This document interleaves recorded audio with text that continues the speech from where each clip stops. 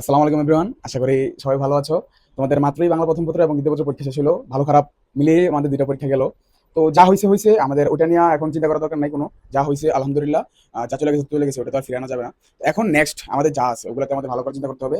আজকে আমাদের মূলত ইংরেজি ফার্স্ট পেপারের কিছু ট্রিক্স নিয়ে আমরা কথা বলবো। আমরা কোনো সাজেশন দিব না, কারণ সাজেশন নিয়ে অনেক ভিডিও অনেক ভাইরা বলছে, অনেক কিছু আমরা জানি। তো এখন জাস্ট আমরা একটু জানতে হবে যে কিভাবে আমরা ইংলিশটা লিখতে পারলে, কি কোন জায়গাতে আমরা একটু ভালোভাবে ফোকাস করতে পারলে আমরা ইংলিশে ভালো একটা নাম্বার আমরা পাইতে পারবো। ঠিক আছে, এখন আমরা ইংলিশ যেহেতু ইংলিশ ফার্স্ট পেপারে কিন্তু নাম্বার তোলাটা তুলনামূলক সহজ ইংলিশ সেকেন্ড পেপার থেকে, কারণ ইংলিশ সেকেন্ড পেপার থেকে গ্রামার আইটেমের মধ্যে থেকে একটু নাম্বারটা একটু ডাউন হয়ে যায় কারো কারো, কারণ অনেকেই গ্রামার আইটেম একটু দুর্বল থাকে। তো যেমন প্রিপোজিশন বলো, রাইট ফর্ম ভার্ব বলো, এগুলো থেকে একটু মানে নাম্বারটা কমে যায়। মানে ইংলিশ সেকেন্ড পেপারের তুলনায় ইংলিশ ফার্স্ট পেপারের নাম্বারটা তোলা একটু সোজা। তো ইংলিশ ফার্স্ট পেপারে আমরা মানে সিন থেকে আমরা তিনটা অ্যান্সার করতে পারবো। ফার্স্ট হচ্ছে আমাদের এমসিকিউটা হচ্ছে আমাদের পুরো সিন কোশ্চেন থেকে আমরা, আমাদের সিন যে প্যাসেজটা থাকবে ওটা থেকে কিন্তু আমরা সিন থেকে প্রায় 4টা থেকে 5টা এমসিকিউ আমরা হুবহু মিলে ফেলতে পারবো। আর কিছু থেকে সিনোনিম অ্যান্টোনিম, তো ওগুলো আমরা কিছু জানা থাকতে হয় যে আমরা সিনোনিম অ্যান্টোনিম কতটুকু জানি। তো এখন তোমাদের যতটুকু টাইম আছে ওগুলোর মধ্যে যতটুকু তোমরা রিভিশন দিয়ে যেতে পারো। ঠিক আছে, এই যে এমসিকিউর মধ্যে আছে না, এমসিকিউর মধ্যে তোমরা যেগুলো একদম ইনফরমেটিভ, হ্যাঁ, তোমার উপরে যে মানে প্যাসেজ থেকে যা আছে ইনফরমেটিভ গুলো তোমার মাস্ট হইতে হবে। ধরো মনে করো যে তোমার 7টা এমসিকিউ আছে, হ্যাঁ, এখন এই 7টা এমসিকিউর মধ্যে থেকে তোমার 5টা হচ্ছে তোমার ইনফরমেটিভ। হ্যাঁ, 5টা ইনফরমেটিভ মানে কি, মানে তোমার সিন পেজের মধ্যে ইনফরমেশন হুবহু আছে, হুবহু না থাকবে একটু ঘুরে দেওয়া আছে ইনফরমেশনটা। হ্যাঁ, এই 5টা তোমার মাস্ট হইতে হবে। 5টা থেকে একটা ভুলে তুমি কম্পিটিশনে পিছিয়ে যাবে। তারপরে যে দুইটা তোমার একটু মনে করো সিনোনিম টাইপ থাকে বা একটু ডিফারেন্ট টাইপে থাকে, ওই দুইটা থেকে তুমি চেষ্টা করবা দুইটা তোমার হওয়ার জন্য। দুইটা হওয়ার জন্য চেষ্টা করবা। দুইটা হলে তুমি তো ভালো, যদি দুইটা থেকে না পারো সমস্যা নাই, একটাও যদি তোমার হয় ওই চেষ্টাটা তুমি রাখবা। মানে এমসিকিউ তুমি 7 এর মধ্যে তোমাদের মেবি 7 না কি 5, আমি সঠিক জানি না, বাট তোমার এমসিকিউর মধ্যে তোমার এক নাম্বার হাইস্ট, তোমার এক নাম্বার কমে। তারপর তোমার আছে কোশ্চেন আনসার। হ্যাঁ, তারপর তোমার আসে কোশ্চেন আনসার। এই কোশ্চেন আনসারটা হচ্ছে তোমার সবচেয়ে বড় নাম্বার পড়াটা সবচেয়ে বড় কম্পিটিশনের জায়গা। এই কোশ্চেন আনসারে তোমার 10 নাম্বার থাকে। এই কোশ্চেন আনসারে তোমার 10 নাম্বার।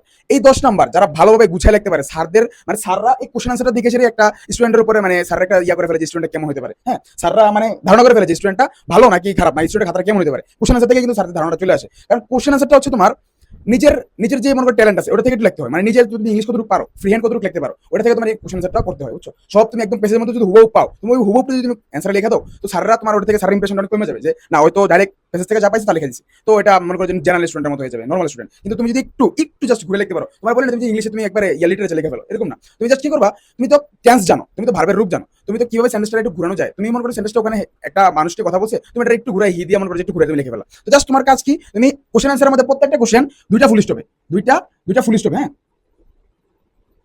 দুইটা ফুল স্টপে শেষ করার চেষ্টা করবা। এবং তোমার ওখানে যাতে লাইন থাকে হাইস্ট, লাইন থেকে 4 থেকে 5 লাইন। হ্যাঁ, 4 থেকে 5 লাইন ইনফরমেটিভ লাইন।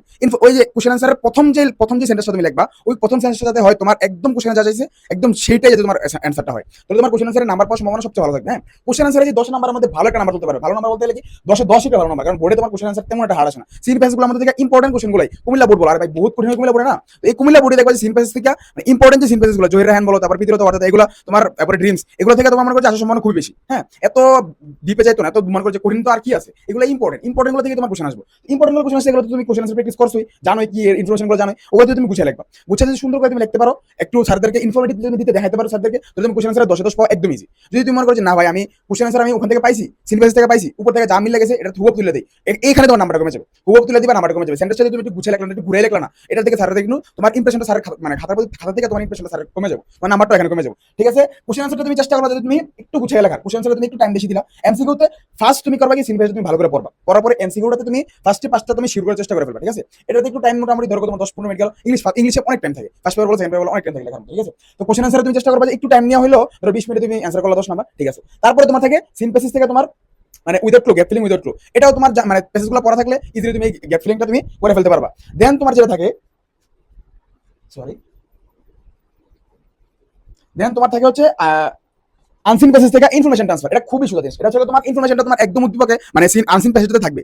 আনসিন প্যাসেজটা থাকবে, তুমি জাস্ট কি করবা, ওটা থেকে পিক করে জাস্ট ইনফরমেশনটা বসে দিবা। এটা খুবই খুবই অনেক অনেক সহজ থাকে। এটাতে মনে করো যে মাঝে মাঝে থাকে কি মানে দুই তিনটা ফিলিং গ্যাপস থাকে তোমার শাল দিয়া, তো এটা তুমি একদম ইজিলি দেখে বুঝতে পারো। তো এগুলোতে একটু ঘুরে দেখি জানো, একটা মানে আনসিন প্যাসেজের উপর জায়গার মধ্যে তোমার শালটা দেওয়া নাই, তোমার বলা আছে যে 2 ইয়ার লেটার বা মনে করো যে 3 বছর পরে, এরকম 4-5 বছর পরে দেখা থাকে, হিসাব করে লিখতে হয়। এটা একটু বুঝিয়া তুমি হিসাব করে লিখতে হবে। ঠিক আছে, তো এতটা এগুলো মনে করো নর্মাল জিনিস, এটা তুমি পারবা, ইনফরমেশন ট্রান্সফারটা পারবা তুমি। তারপর হচ্ছে সামারি রেটিং, এটা হচ্ছে খুবই খুবই ইম্পর্টেন্ট জিনিস। এটাতে মনে করো যে প্রবলেমের নাম্বারটা কমে। সামারি রেটিংটা তোমার বুঝতে হবে যে সামারি রেটিংটা কিভাবে লিখতে হয়। সামারি রেটিংটা হচ্ছে তোমার যে প্যাসেজটা আছে, এই প্যাসেজটার মূল ভাবটা তুমি বলবা। ঠিক আছে, মূল ভাবটা তুমি লিখবা। এমন বলে না যে প্যাসেজটা কি আছে, প্যাসেজটা থেকে তুমি দেখে দেখে কয়েকটা লাইন ইম্পর্টেন্ট লাইন লিখে দাও। ইম্পর্টেন্ট লাইন লেখার কথা তোমার সামারিতে বলে নাই, তোমাকে সামারিতে বলছে যে তুমি এটার মূল ভাবটা লেখো। এখন যদি তুমি এটা কোনো ঘটনা দেখে আসো, মনে করো যে কি হলো, এই যে আমাদের আন্দোলন হলো না, 24 আন্দোলন হলো না, এই আন্দোলনের পুরো ঘটনাটা যদি তোমাকে কেউ একজন ব্যাখ্যা করতে বলে, পুরো ঘটনা না বলো, ধরো যে কুমিল্লাতে একটা সমস্যা ছিল বা যে কোনো একটা জায়গায় ঢাকা থেকে সমস্যা হলো, লাস্টের দিনে যদি আন্দোলনের ঘটনা তোমাকে ব্যাখ্যা করতে বলে, তুমি কি ওরা কি পুরা দিনের কাহিনীটা বা ইম্পর্টেন্ট পিক পিক জায়গাগুলো তুমি বলবা, নাকি পুরোটা সামারাইজ করে সেটা অল্প সময়ের মধ্যে পুরোটা বলে দিতে পারবা, বলে দিতে হবে যাতে তাই ওই বুঝে।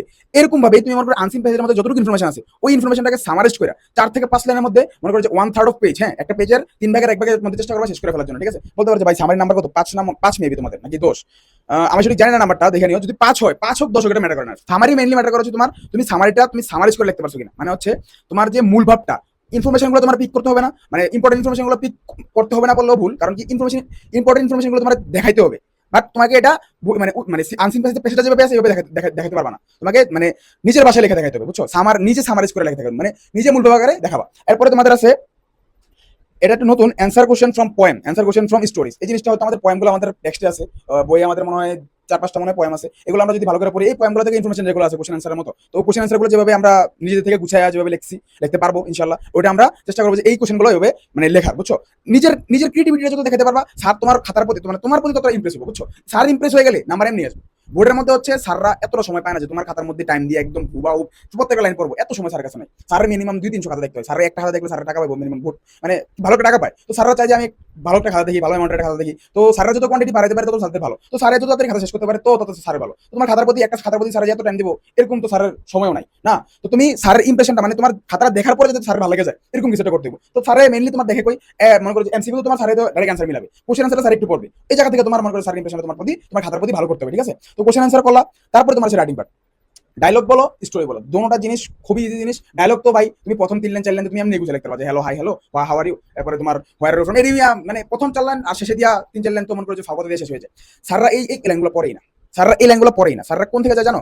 যেখান থেকে তুমি ইনফরমেশনটা শুরু করছো। এখন ইনফরমেশন স্যার বুঝবো কেমনে? স্যারের প্রথম পেজের হাফের পর থেকে স্যার এই জায়গাটা স্যাররা স্কিপ করে ট্রাই করে, তারপরে জায়গা থেকে স্যাররা পরে দেখা যায় ইনফরমেশন লাইনগুলো তুমি ঠিক লিখছো কিনা, ওই জায়গাগুলো তুমি ঠিক লেখো। ডায়লগের পেজ মানে পেজটা কতটুকু ম্যাটার করে, পেজটা যদি বলো তোমার যদি ইনফরমেশন ঠিক থাকে পেজটা তেমন ম্যাটার করে না। ডায়লগ তো তুমি 3-3.5 পৃষ্ঠা লিখবাই, এটা লিখতেই পারো, কারণ ডায়লগের মধ্যে যখন আমি নামগুলো দিয়ে একটু গ্যাপ থাকে, এদিকে তো আমি চুরি করতেছি, তো আবার মনে করো যে আবার যখন এদিকে আমি লিখবো এমনিতেই পেজটা ফিল আপ হয়ে যায়, অনেক অল্প লেখাতেই পেজটা ফিল আপ হয়ে যায় ডায়লগের মধ্যে, ঠিক না? তো তুমি চেষ্টা করবা যে ইনফরমেটিভ লাইনগুলো আছে না, প্রথম হাই হ্যালোর পরে ইনফরমেটিভ লাইনগুলো তো ওই জায়গাটার মধ্যে দেওয়া। আর ডায়লগের মধ্যে সাজেশন বলতে গেলে সাজেশন তোমরা জানোই, তোমরা নিজেরাই জানো সাজেশন কি। এই যে এখন মনে করো যে টেকনোলজি নিয়ে টেক রিলেটেড বহুত কিছু তোমার ডায়লগে আসতে পারে, হ্যাঁ, তো use and abuse of mobile phone, তারপরে তোমার ইন্টারনেট, এগুলো মনে করো যে ডায়লগের জন্য খুব ইম্পর্টেন্ট। তারপরে তোমার ডিপ্লান্টেশন, ডিফরেস্টেশন, এগুলো প্যারাগ্রাফে আসে, তোমার ডায়লগের মাঝে মাঝে আসে, বুঝছো? তো তারপরে আছে আমাদের স্টোরি। স্টোরির মধ্যে ট্রেডিশনাল যে স্টোরিগুলো এটি তো ভাই তুমি ছোটকাল থেকে পড়েছো, ক্লাস 6 থেকে তুমি ট্রেডিশনাল স্টোরিগুলো পড়েছো, ট্রেডিশনাল স্টোরি থেকে তোমার ইনশাআল্লাহ কোনো ভুল হইতো না আশা করি। তোমার আর আছে কি ট্রেডিশনাল স্টোরির বাইরে তোমার র্যান্ডম যদি কোনো স্টোরি দেয়, ভাই তোমার র্যান্ডম ঘটনা কয়ে দিলে উপরে, তো এখন তুমি এটা লিখতে হবে। ওটা তোমার মেন কাজ হবে কি, ওটা তুমি একটা সুন্দর না হেডলাইন দিতে পারো, হ্যাঁ, টাইটেল দিতে পারো, নাম দিতে পারো, ওটার জন্য তোমার একটা নাম্বার থাকবে, 1 নাম্বার। তারপরে কি, তারপরে তুমি ওই যে লাইনটা তারা যতটুকু যে লাইনটা শেষ করছে ওই লাইনের শেষ থেকে যদি তুমি এটা ওই লাইনটা মিলে এন্ট্রি করতে পারো, যে তারা যেটুকু দিয়ে দেয় উদ্দীপকের মধ্যে বা তাদের প্রশ্ন যতটুকু দিয়ে দেয় ওই প্রশ্নটা যতটুকু যায় শেষ করে, তারা ফিনিশিং মানে তারা তো পুরো লাইন শেষ করে না, মনে করো যে একটা সেন্টেন্স ওটা শেষ করে না, লাস্টটা একটু ডট ডট দিয়ে দেয়, তো এই লাইনটা যদি তুমি গুছিয়ে শেষ করতে পারো ওটার জন্য একটা নাম্বার, ঠিক আছে? ওটার জন্য ধরো 1 নাম্বার, আর টাইটেলের জন্য 1 নাম্বার, 2 নাম্বার এখানে পেয়ে গেছো। তারপরে তুমি ইনফরমেশন তুমি লিখতে থাকবে তোমার নিজের মতো। যদি র্যান্ডম পড়ে তাহলে তোমার ভাগ্য অনেক ভালো, র্যান্ডম পড়লে তুমি যা খুশি তা কাহিনী লেখো, যা খুশি তা। র্যান্ডম স্টোরিটা আছে না, তুমি চাইলে এটাকে ট্রেডিশনাল স্টোরির দিকে তুমি গুছিয়ে নিতে পারো, সমস্যা নেই। তো র্যান্ডমটা হচ্ছে তোমার ক্রিয়েটিভিটি দেখে, বুঝছো? তো মূল কথা হচ্ছে ইংলিশে তুমি যতটা তুমি নিজের ক্রিয়েটিভিটি খাটিয়ে লিখবা। ভাই তুমি কোনো আইলস করতেছো না এখন, যে ভাই তোমার এখন ইংলিশের মধ্যে তুমি আইলস করতে হইব, হ্যাঁ রে তোমার তুক করে ইংলিশ পারতে হইব, এখন তোমার প্রত্যেকটা ইংলিশ হুবহু না হলে ইংলিশ যারা মনে করো যে যারা বাইরের দেশে থাকে, যারা ইংলিশে কথা বলে, তারাও কিন্তু ইংলিশে গ্রামাটিক্যালি অনেক ভুল করে, তো এই জন্য তারাও কিন্তু দেখো আইলস দিতে হয়, বুঝছো? যেমন আমরা দেখো আমরা বাঙালি, আমরা কি বাংলা ব্যাকরণ কি বহুত ভালোভাবে পারি? আমরা বাংলা ব্যাকরণ কয়টা জিনিস জানি, বাংলা ব্যাকরণ বহুত ভুল করি না? সেম ভাবে কিন্তু মানে যারা ইংলিশে কথা বলে তাদেরও ইংলিশ গ্রামারে ভুল হয়, তাদের ইংলিশ গ্রামার তেমন ক্লিয়ার না। তারা জাস্ট কি হয়েছে, আমরা মানে জন্ম হওয়ার পর থেকে কি মায়ের ভাষা থেকে মানে মায়ের মুখ থেকে শিখছি এগুলো, যে আমরা বাংলা ভাষা শিখছি, এই জন্য আমরা বাংলাটা আমাদের কাছে ইজি। তো তারাও কি হয়েছে, তারা জন্ম হওয়ার পর থেকে ইংলিশ শিখতেছে, তো ইংলিশ শিখতেছে দেখে তাদের কাছে ইংলিশ ইজি কথা বলতে পারে। তো এত আহামরি কঠিন না ইংলিশটা, জাস্ট তুমি টেন্স জানো, ভার্বের রূপান্তর জানো, তুমি একটা সেন্টেন্স বানাতে পারো, সেন্টেন্সে কোনটার পরে কোনটা সাবজেক্টের পরে ভার্বের পরে অবজেক্ট কি হয় এটা জানো, বাস এতটুকু জানলে তুমি আমার কাছে সেন্টেন্সটা গুছিয়ে লিখতে পারো। সেন্টেন্সটা প্রত্যেকটা সেন্টেন্সে তোমার প্রত্যেকটা ওয়ার্ডের অর্থ তোমার জানতে হবে না, তুমি জাস্ট এতটুকু জানো পুরোটা সেন্টেন্স পড়ে সেরা তুমি একটু থিমটা ধরতে পারো যে অর্থটা কি, তুমি ওই থিম অনুযায়ী তুমি যদি গুছিয়ে লিখে আসতে পারো, তুমি যদি গুছিয়ে লিখতে পারো, তাহলে ইনশাআল্লাহ তুমি ইংলিশে ইনশাআল্লাহ একটা ভালো রেজাল্ট করতে পারবে, ঠিক আছে?